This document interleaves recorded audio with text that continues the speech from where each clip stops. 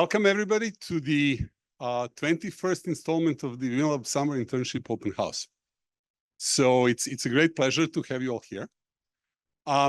And I just want to sort of say that we, thanks to our sponsors, which include National Science Foundation, Versus Capital, Verizon, AT&T, and of course Rutgers, we have record-breaking 78 participants this year, which unfortunately means that we had to split it into two sessions. So this is session number one.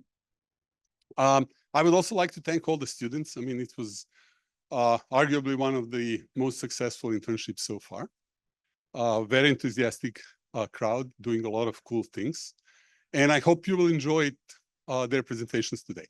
Just want to point out that we have the demos and poster session after the hour and a half of presentations. And please try to see as many as you can.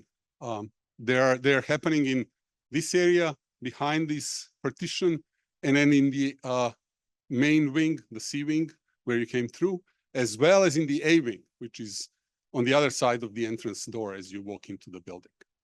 So without further ado, let's start. Thank you.